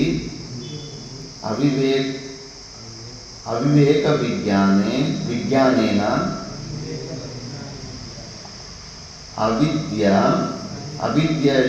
अविद्यया उपलब्धा आत्मा कल्प्यते एवं एव आत्मानम् अविवेकज्ञानेन बुद्धिवृत्त्या विद्यया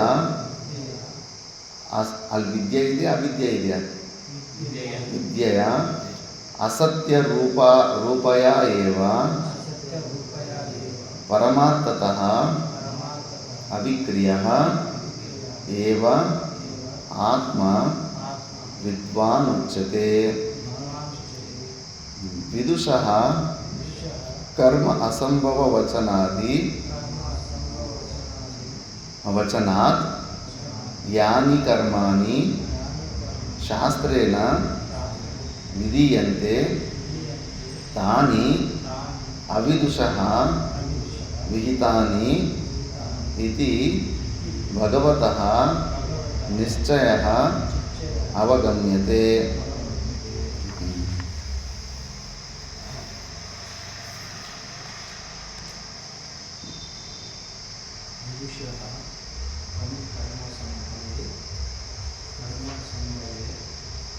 हेतु विशेषण पश्यन् कर्माणि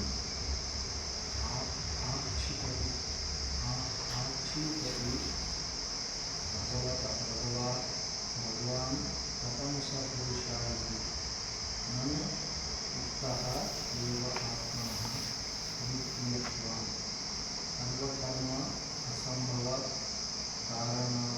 कारणविशेषः सत्यं उक्तः न तु स्वकारणविशेषः अन्यत्वात् विदुषः अविक्रियात् आत्मनः इति नहि अविक्रियां स्थाणुं विदित्वतः कर्म न संभवति इति चेत् न विदुषः आत्मत्वात् न देहादिसंघातस्य विद्वत् अतः परिशेष्य असंहत आत्मा विद्वान् अविक्रिया इति तस्य पुरुषः कर्मसंभवात् आक्षेपः युक्तः कथं स पुरुषः इति यथा बुद्ध्याद्यः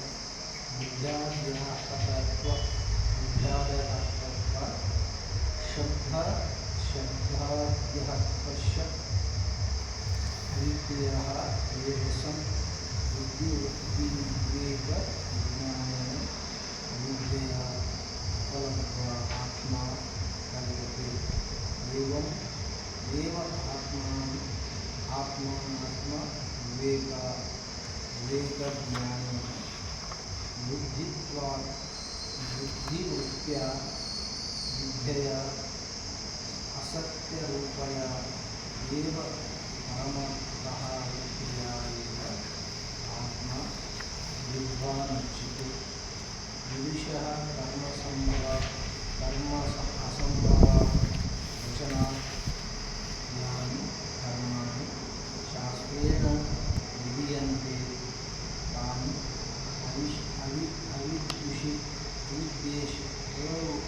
अविद्विषः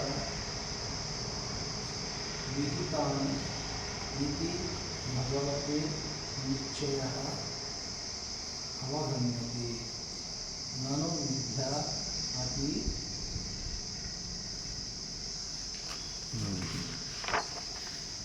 विदुषः तं कर्म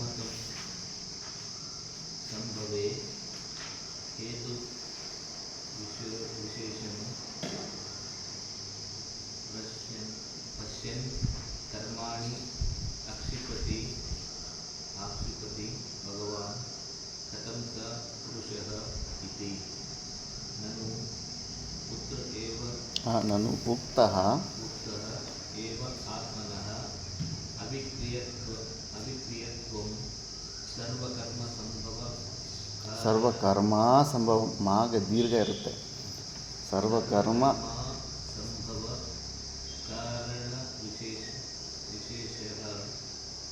ಸತ್ಯಂ ಉಕ್ತೋ ನ ತು ಸ ಕಾರಣ ವಿಶೇಷ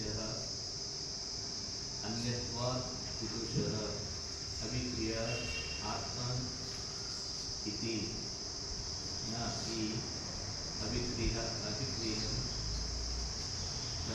स्थानं विदितवत् कर्मणा संभवति इति न विदुष आत्मत्वात् न देहार्थी संघातस्य विस्मृत अतः परिशोभ्यात्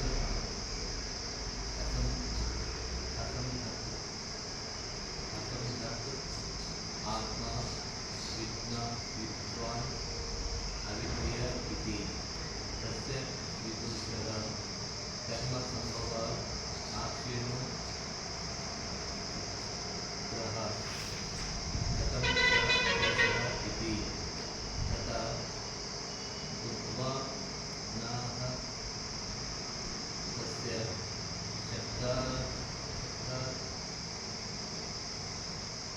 शब्दस्य अविक्रिया एव बुद्धि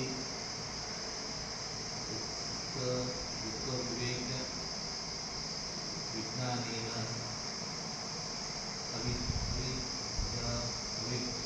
अविच्छाया उपलब्ध आत्मा कल्पते एवं एव आत्मनात्म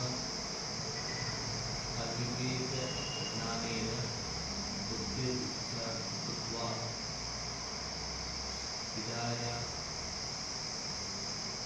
असत्यरूपया एव परमात्मतः अविक्रिया एव आत्मा विद्वान् उच्यते विदुषः कर्म असम्भव वचनात् यानि कर्माणि शास्त्रेण विधीयन्ते जानि अविदुषः विहितानि इति भगवतः निश्चयः अवगम्यते विदुषः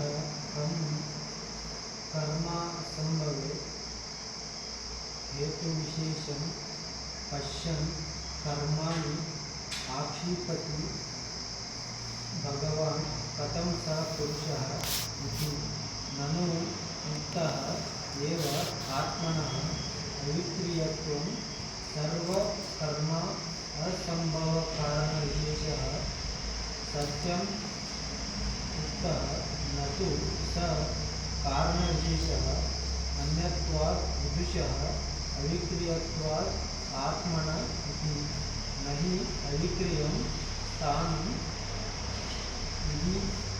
विदितवतः कर्म न संभवति इति चेत् न विदुष आत्मत्वात् न देहादिसंगवतस्य विद्वता अतः परिशेषात् असंहत आत्मा विद्वान् अविक्रिय इति तस्य विदुषः कर्म असंभवात्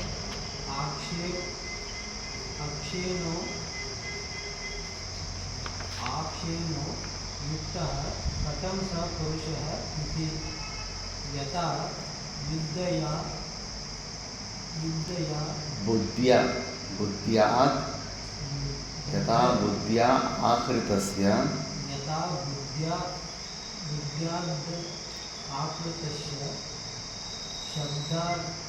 शब्दार्थस्य अविक्रिय एव सन् बुद्धिवृत्त्या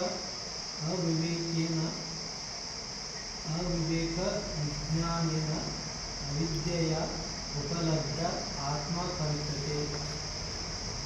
एवम् एव आत्मनात्मविवेकज्ञानेन बुद्धिवृत्त्या विद्यया असत्यरूपया एव परमार्थः अविक्रिय एव आत्मा विद्वान् उच्यते।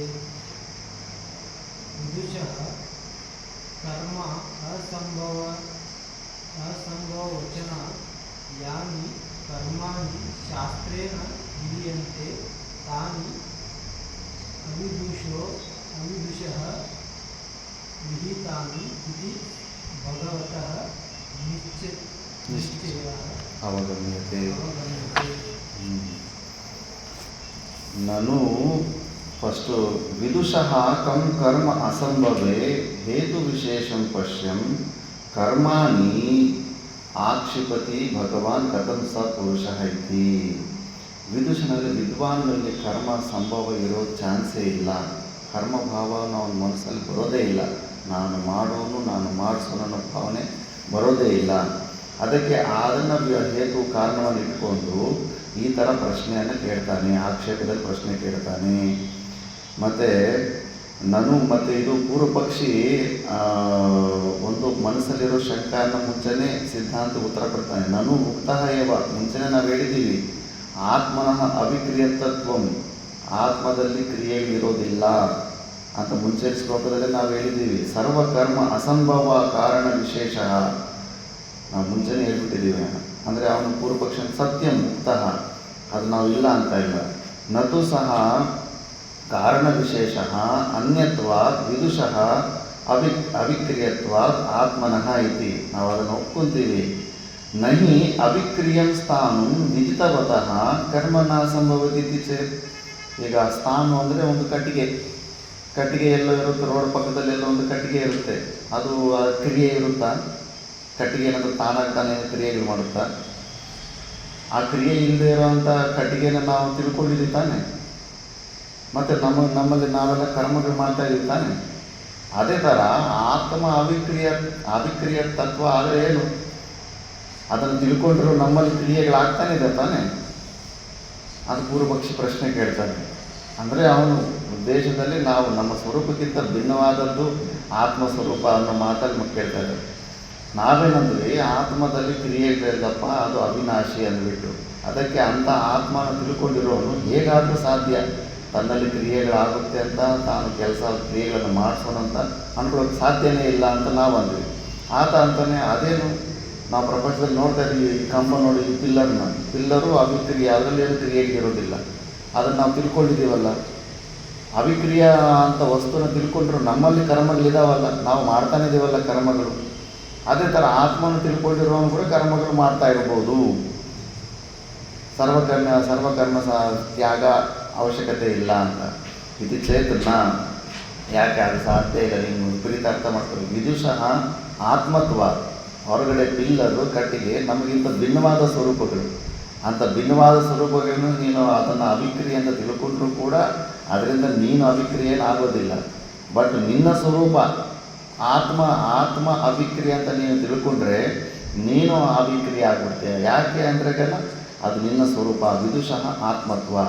ನಾನು ಮೈಕನ ಬ್ರಹ್ಮನ ತಿಳ್ಕೊಂಡ್ರೆ ಬ್ರಹ್ಮ ಆಗ್ಬಿಡುತ್ತೆ. ಬ್ರಹ್ಮಜ್ಞಾತ್ವ ಬ್ರಹ್ಮೈವ ಭವತಿ ಅಂತ ಶಾಸ್ತ್ರ ಹೇಳುತ್ತೆ. ಮತ್ತು ಮೈಕ್ ಜ್ಞಾತ್ವ ಮೈಕೇವ ಭವತಿ ಅಂತ ಪುಸ್ತಕಂ ಜ್ಞಾತ್ವ ಪುಸ್ತಕವೇ ಭವತೆ. ಬುಕ್ಕ ನೋಡಿ ಬುಕ್ ಆಗ್ಬಿಟ್ಟಿವಿ ನಾವು, ಇಲ್ಲ ಆಗೋದಕ್ಕಾಗೋದಿಲ್ಲ. ಯಾಕಪ್ಪ ಕೈವಲ್ಯ ಏನಂದ ಪುಸ್ತಕ ತಿಳ್ಕೊಂಡು ನಾವು ಪುಸ್ತಕ ಯಾಕೆ ಆಗೋದಕ್ಕಾಗಲ್ಲ? ಮತ್ತು ಈಗ ಬ್ರಹ್ಮನ ತಿಳ್ಕೊಂಡು ಬ್ರಹ್ಮ ಹಿಂಗೆ ಆಗ್ಬಿಡ್ತೀವಿ. ಏನು ಕಾರಣ? ಏನಪ್ಪ ಮಂಗಲ ಚೈತನ್ಯ ಪುಸ್ತಕ ತಿಳ್ಕೊಂಡು ಪುಸ್ತಕ ಯಾಕೆ ಆಗೋದಿಲ್ಲ? ಬ್ರಹ್ಮ ಅಂತ ತಿಳ್ಕೊಂಡು ಬ್ರಹ್ಮ ಹಿಂಗೆ ಆಗ್ಬಿಡ್ತೀವಿ. ಕೇಳಿದ ಉತ್ತರ ಏನು? ಪುಸ್ತಕ ನಮ್ಮ ಸ್ವರೂಪ ಅಲ್ಲ. ನಮ್ಮ ಸ್ವರೂಪ ಅಲ್ಲದೇ ಇರೋಂಥ ವಸ್ತುಗಳನ್ನ ತಿಳ್ಕೊಂಡ್ರೂ ಕೂಡ ಆ ವಸ್ತುಗಳಾಗಿ ನಾವು ಆಗೋದಿಲ್ಲ. ಆದರೆ ಬ್ರಹ್ಮ ನಮ್ಮ ಸ್ವರೂಪ ಸ್ವಯಂ ಸ್ವರೂಪ ಆಗಿದ್ದಕ್ಕೆ ಅದನ್ನು ತಿಳ್ಕೊಂಡ್ರೆ ನಾವು ಅದೇ ಬ್ರಹ್ಮ ಸ್ವರೂಪ ಆಗಿರ್ತೀವಿ. ಅದನ್ನೇ ಉತ್ತರವಾಗಿ ವಿದುಷಃ ಆತ್ಮತ್ವ. ಅದಕ್ಕೆ ನಮ್ಮ ಸ್ವರೂಪ ಅವಿಕ್ರಿಯ ತತ್ವದಲ್ಲಿರುವಂಥ ನಮ್ಮ ಸ್ವರೂಪ ತಿಳ್ಕೊಂಡ್ರೆ ನಾವು ಕೂಡ ಕ್ರಿಯೆಗಳ ರಹಿತವಾಗಿರ್ತೀವಿ.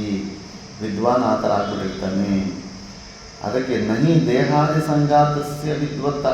ಈ ದೇಹದ ಸಂಘಾತ ಇದೆ ಅಲ್ಲ, ಇದು ಜಡ ಸ್ವರೂಪ, ಅದರಲ್ಲಿ ವಿದ್ವತ್ತ ಇರೋದಿಲ್ಲ. ಅತಃ ಪರಿಶೇಷ್ಯಾತ್ ಅಸಂಹತಃ ಆತ್ಮ ವಿದ್ವಾನ್ ಅವಿಕ್ರಿಯ ಇದೆ ತಸ್ಯ ವಿದುಷಃ ಕರ್ಮ ಅಸಂಭವ ಆಕ್ಷೇಪ ಯುಕ್ತ ಕಥಂ ಸ ಪುರುಷ ಇತಿ ಅಂತ.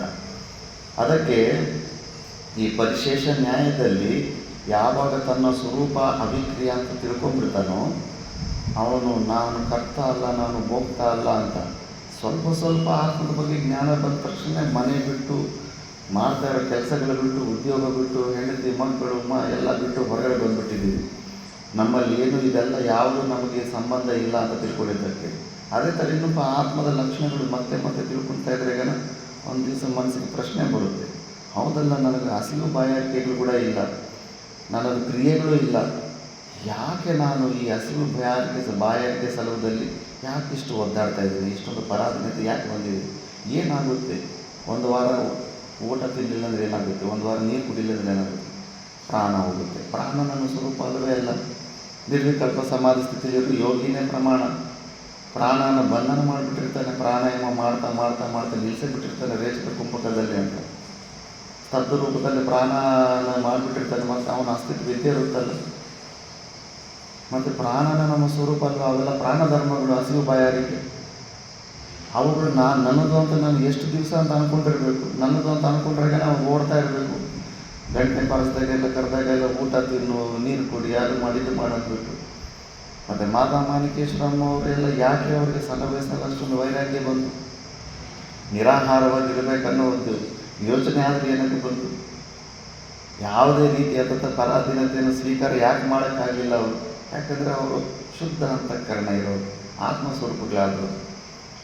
ನಮಗೆ ಎಲ್ಲೋ ಸ್ವಲ್ಪ ಧೈರ್ಯದ ಕಡಿಮೆ ಇದೆ, ಇಲ್ಲ ಕ್ಲಾರಿಟಿಯದ ಒಂದು ಮಿಸ್ಸಿಂಗ್ ಇದೆ. ಆದ್ದರಿಂದ ನಾವು ತಿಳ್ಕೋಬೇಕು, ನಮ್ಮ ಆತ್ಮಸ್ವರೂಪದಲ್ಲಿ ಯಾವುದೇ ಪ್ರಕಾರದಂಥ ಕರ್ಮಗಳು ಕ್ರಿಯೆಗಳು ಆಗೋ ಸಂಭಾವನೆ ಇಲ್ಲ. ಜೀವನ್ಮುಕ್ತ ಪುರುಷನಲ್ಲಿ ಅದು ಆರೋಪ ಅಷ್ಟೇ. ಅವನ ಶರೀರದಲ್ಲಿ ಟೆಂಡೆನ್ಸೀಸ್ ಅಷ್ಟೇ. ಜ್ಞಾನ ಆದಮೇಲೆ ಅವನ ಶರೀರದಲ್ಲಿ ಕ್ರಿಯೆಗಳೆಲ್ಲ ಏನು ನಡೀತಾ ಇರ್ತವೆ, ಶರೀರ ಸಂಘಾತಕ್ಕೆ ತನ್ನದೇ ಆದಂಥ ಒಂದು ಇಂಪಲ್ಸಿವ್ ರಿಯಾಕ್ಷನ್ಸ್ ಇರುತ್ತೆ. ಹೆಂಗೆ ಅದು ಲಿಸರ್ಡನ್ನ ಬಾಲ ಕಟ್ ಆದಮೇಲೆ ಕೂಡ ಸ್ವಲ್ಪ ಹೊತ್ತು ಟಕ ಅಂತ ಸ್ವಲ್ಪ ಅದನ್ನು ಕ್ರಿಯೆ ನಡೀತಾ ಇರುತ್ತೋ, ಅದೇ ಥರ ತಾದಾತ್ಮ್ಯ ತೆಕ್ಕೊಂಡ ಮೇಲೆ ಕೂಡ ಈ ಶರೀರ ಸಂಘಾತದಲ್ಲಿ ಪ್ರಾಣ ಧರ್ಮಗಳು ಕೊಟ್ಟಿರೋ ಆಯುಷಿರೋ ತನಕ ಅಲ್ಲಿ ತನಕ ಸ್ವಲ್ಪ ಶರೀರ ತಾನಾಗ ತಾನು ಕ್ರಿಯೆಗಳು ನಡೀತಾ ಇರ್ತವೆ. ಆ ಕ್ರಿಯೆಗಳು ಕೂಡ ನೋಡಿದ್ರೆ ವ್ಯವಹಾರ ನೋಡಿದ್ರೆ ಅರ್ಥ ಆಗ್ಬಿಡುತ್ತೆ. ಯಾವುದರಲ್ಲೂ ಅಟ್ಯಾಚ್ಮೆಂಟೇ ಇಲ್ಲ. ಈ ಪ್ರಪಂಚದ ವಿಷಯದಲ್ಲಿ ಅಟ್ಯಾಚ್ಮೆಂಟ್ ಇರೋದಿಲ್ಲ. ಅಷ್ಟೇ ಹೊರತು ಜ್ಞಾನಿನಲ್ಲಿ ಕ್ರಿಯೆಗಳು ಇರೋದಿಲ್ಲ. ನಾವು ಕೂಡ ನಮ್ಮ ಸ್ವರೂಪನ ತಿಳ್ಕೊಂಡು ಅದೇ ಥರ ಅಭ್ಯಾಸ ಮಾಡ್ಕೋಬೇಕು. ಯದಾ ಬುದ್ಧಿಯಾದಿ ಆಹೃತಸ್ಯ ಶಬ್ದಾದಿ ಅರ್ಥಸ್ಯ ಅವಿಕ್ರಿಯ ಏವ ಸನ್ ಬುದ್ಧಿವೃತ್ತಿ ಅವಿವೇಕ ವಿಜ್ಞಾನೇನ ಅವಿದ್ಯೆಯ ಆತ್ಮ ಉಪಲಬ್ಧ ಕಲ್ಪ್ಯತೆ. ಮತ್ತಿನ್ನೇನು ಈ ಶಾಸ್ತ್ರ ಶ್ರವಣ ಮನನ ಇವೆಲ್ಲ ಯಾರ ಸಲುವಾಗಿ? ಮತ್ತು ವಿದ್ವಾನಲ್ಲಿ ಕ್ರಿಯೆಗಳಿಲ್ಲ, ಮತ್ತು ಅವನಿಗೆ ಶ್ರವಣ ಮನೆಯಲ್ಲಿ ಯಾಕೆ ಕೇಳಬೇಕು? ಇವೆಲ್ಲ ಕೂಡ ಅಜ್ಞಾನಿಯನ್ನು ವಿಷಯ ಮಾಡ್ತವೆ, ಜ್ಞಾನಿಯನ್ನು ವಿಷಯ ಮಾಡೋದಿಲ್ಲ. ಮತ್ತು ಮಹಾವಾಕ್ಯಗಳು ತತ್ವಮಸಿ ಇವು ಕೂಡ ಅಷ್ಟೇ. ತತ್ವಮಸಿ ಮಹಾವಾಕ್ಯಗಳು ಕೂಡ ಅಜ್ಞಾನಿಯ ವಿಷಯನೇ, ಜ್ಞಾನಿಯ ವಿಷಯ ಆಗೋದಿಲ್ಲ. ಶುಕ ಮಹರ್ಷಿ ಅಂತಾರಲ್ಲ, ಭೇದೋ ಸಪದ ಗಲಿತೋ ಪುಣ್ಯ ಪಾಪೇ ವಿಶೀರ್ಣೇ ಮಾಯಾ ಮೋಹೋ ಕ್ಷಯಮಧಿಗತೋ ನಷ್ಟ ಸಂದೇಹ ವೃತ್ತೇ ಶಬ್ದಾತೀತಂ ತ್ರಿಗುಣರಹಿತಂ ಪ್ರಾಪ್ಯ ತತ್ವಾವಬೋಧಂ ನಿಸ್ತ್ರೈಗುಣ್ಯೇ ಪತಿ ವಿಚರತಃ ಕೋ ವಿಧಿಃ ಕೋ ನಿಷೇಧಃ. ತ್ರಿಗುಣಾತೀತವಾದ ಸ್ಥಿತಿಯಲ್ಲಿ ಎಲ್ಲ ಸಂಶಯಗಳು ನಷ್ಟ ಮಾಡಿಕೊಂಡಿರುವಂಥ ಒಬ್ಬ ಜ್ಞಾನಿಗೆ ಕೋ ವಿಧಿ ಕೋ ನಿಷೇಧ.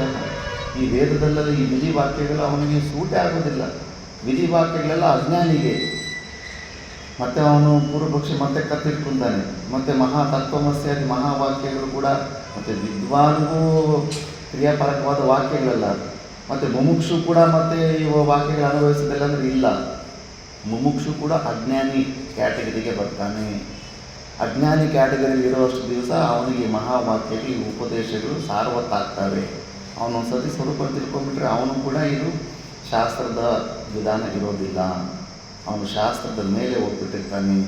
ಕೇವಲ ಆ ಅಜ್ಞಾನ ವಿಷಯಕನೇ, ಅಜ್ಞಾನ ನಮ್ಮಲ್ಲಿ ಇರೋದ್ರಿಂದನೇ ಈ ಶಾಸ್ತ್ರದ ವಾಕ್ಯಗಳು ಇವು ನಮಗೆ ಕೆಲಸ ಮಾಡ್ತವೆ. ಅವುಗಳು ನಮ್ಮ ಮೇಲೆ ಸ್ವಲ್ಪ ಅಥಾರಿಟಿ ಬರುತ್ತೆ. ಅಜ್ಞಾನ ನಾಶ ಆದಮೇಲೆ ಶಾಸ್ತ್ರದ ಕೂಡ ಪವರ್ ಇರೋದಿಲ್ಲ. ಏವಂ ಏವ ಆತ್ಮಾನಾತ್ಮ ಅವಿವೇಕ ಜ್ಞಾನೇನ ಬುದ್ಧಿವೃತ್ಯ ವಿದ್ಯೆಯ ಅಸತ್ಯರೂಪಯ ಏವ ಪರಮಾರ್ಥತಃ ಅವಿಕ್ರಿಯ ಏವ ಆತ್ಮ ವಿದ್ವಾನ್ ಉಚ್ಯತೆ. ಅಂದರೆ ಮುಮುಕ್ಷು ಕೂಡ ಯಾರು ಅಭ್ಯಾಸ ಮಾಡ್ತಾ ಇರ್ತಾನೋ ಬುದ್ಧಿವೃತ್ತಿನಲ್ಲಿ, ಅವನ ಅಭ್ಯಾಸ ಹೆಂಗಿರುತ್ತೆ ಅಲ್ಲಿ ಮಹಾವಾಕ್ಯ ಕೇಳಿದಾಗ ಕರ್ತಾ ಭೋಗ್ತಾನೆ. ಈಗ ವಿಧಿ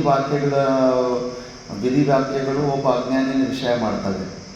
ಮುಮುಕ್ಷು ಕೂಡ ಅಜ್ಞಾನಿನೇ, ಇವನು ಕೂಡ ಆತ್ಮದ ವಿಷಯದಲ್ಲಿ ಅಜ್ಞಾನಿ ಇದ್ದಾರೆ.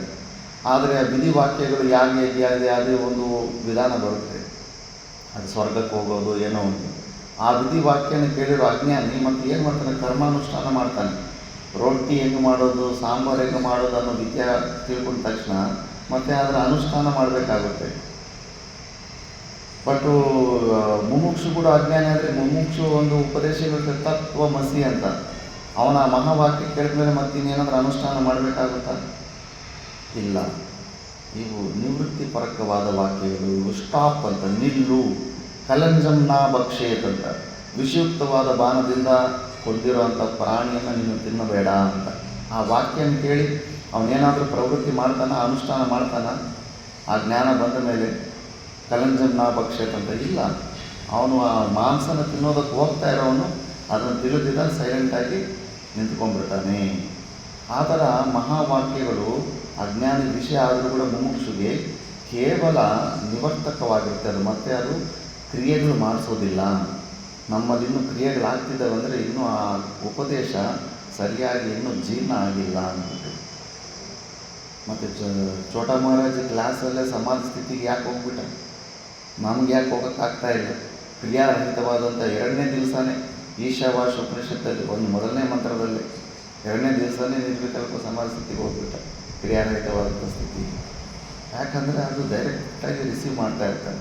ಅಂತಃಕರಣ ಪ್ಯೂರಾಗಿ ಶುದ್ಧ ಆಗಿ ಫುಲ್ಲು ರೆಡಿ ಆಗಿದೆ. ಆವಾಗ ಟಕ್ ಅಂದ ತಕ್ಷಣ ಅಂಥ ಸ್ಥಿತಿಗೆ ಜನಕ ಮಹಾರಾಜ ಕುದುರೆಯ ರಿಕಾಬ್ನಲ್ಲಿ ಒಂದು ಕಾಲು ಈ ಕಡೆ ಆಗಿಸಿ ಇನ್ನೊಂದು ಕಾಲು ಆ ಕಡೆ ಇರೋ ಅಷ್ಟರಲ್ಲಿ ಎಲ್ಲ ಅಷ್ಟಾವಕರ ಗೀತ ಉಪದೇಶ ಮಾಡಿಬಿಟ್ಟು ಸಡನ್ನಾಗಿ ಇರೋ ಎಲ್ಲ ತನ್ನ ಮನ ದನ ಎಲ್ಲ ನಮಗೆ ಈಗ ದಾನ ಮಾಡಿಬಿಡೋದು ತಗೊಂಡ್ಬಿಟ್ಟು ಕುದುರೆ ಮೇಲೆ ಕೂಡಿಸಿ ಸಮಾಧಿ ಸ್ಥಿತಿ ಕಳಿಸ್ಬಿಟ್ಟಿರ್ತಾರೆ. ಕಂಪ್ಲೀಟಾಗಿ ಅಜ್ಞಾನ ಆವರಣ ಶಕ್ತಿ ವಿಕ್ಷೇಪ ಶಕ್ತಿ ಹೋಯ್ತಂದರೆ ಕಂಪಲ್ಸರಿ ನಮಗೆ ಅಂಥ ಸ್ಥಿತಿ ನಮ್ಮ ಸ್ವರೂಪ ಸ್ಥಿತಿಗೆ ಹೊರಟೋಗ್ಬಿಡ್ತೀವಿ ಅಂತ ಈ ಥರ ಕೊಟ್ಟಿದ್ದಾರೆ. ಅದಕ್ಕೆ ವಿದುಷಃ ಕರ್ಮ ಅಸಂಭವ ವಚನಾತ್ ಯಾನಿ ಕರ್ಮಾಣಿ ಶಾಸ್ತ್ರೇಣ ವಿಧೀಯಂತೆ ತಾನಿ ಅವಿದುಷಃ ವಿಹಿತಾನಿ ಇತಿ ಭಗವತಃ ನಿಶ್ಚಯ ಅವಗಮ್ಯತೆ. ಪರಮಾತ್ಮನ 100% ಭಾಷಕರ ಭಗವಂತ ಹೇಳ್ತಾ ಇದ್ದಾರೆ, ಇವೆಲ್ಲ ಶಾಸ್ತ್ರಗಳು ಕರ್ಮಾನಿ ಇವೆಲ್ಲ ಕೂಡ ಅವಿದುಷಃ ಅಜ್ಞಾನಿಯನ್ನೇ ವಿಷಯ ಮಾಡ್ತವೆ. ಅದಕ್ಕೆ ಬ್ರಹ್ಮಸೂತ್ರದಲ್ಲಿ ಸರ್ವೇ ಶಾಸ್ತ್ರಾನಿ ವಿಧಿಪರಾಣಿ ವಿಧಿ ನಿಷೇಧಾನಿ ಮೋಕ್ಷಪರಾಣಿ ಅಪಿ ಅವಿದ್ಯಾ ಆಖ್ಯಮಂದಿ. Everything is operating in the field of ignorance ಅಂತ. ಅಜ್ಞಾನದ ಫೀಲ್ಡಲ್ಲಿ ಇವೆಲ್ಲ ಆಪ್ರೇಟ್ ಆಗ್ತಾ ಇದೆ. ಶ್ರವಣ ಮನನ ನಿಧ್ಯಾಸನ ಕೂಡ ಇವೆಲ್ಲ ಕೂಡ ಅಜ್ಞಾನಿನೇ ವಿಷಯ ಮಾಡ್ತಾ ಇದ್ದಾವೆ. ಅಜ್ಞಾನ ಇರೋ ತನಕ ಇವೆಲ್ಲ ನಾವು ಶ್ರವಣ ಮನ ಈ ಮಾನಸಿಕ ಕ್ರಿಯೆ ಕೂಡ ಮಾಡಬೇಕಾಗ್ತಾ ಇದೆ. ಜ್ಞಾನ ಬಂತಂದರೆ ಅವನಲ್ಲಿ ಕ್ರಿಯೆ ಆಗೋದಕ್ಕೆ ಸಾಧ್ಯವೇ ಇಲ್ಲ. ಈ ಥರ ಇನ್ನೂ ಪೂರ್ವಪಕ್ಷಿ ಎಷ್ಟೋ ಪ್ರಶ್ನೆಗಳು ಕೇಳ್ತಾ ಇರ್ತಾನೆ ಇದರಲ್ಲಿ, ಅದು ನೆಕ್ಸ್ಟ್ ಕ್ಲಾಸಲ್ಲಿ ನೋಡೋಣ. ಓಂ ಪೂರ್ಣಮದ ಪೂರ್ಣಮಿದಂ ಪೂರ್ಣಾತ್ ಪೂರ್ಣಮುದಚ್ಯತೆ ಪೂರ್ಣಸ್ಯ ಪೂರ್ಣಮಾದಾಯ ಪೂರ್ಣಮೇವಾವಶಿಷ್ಯತೆ. ಓಂ ಶಾಂತಿ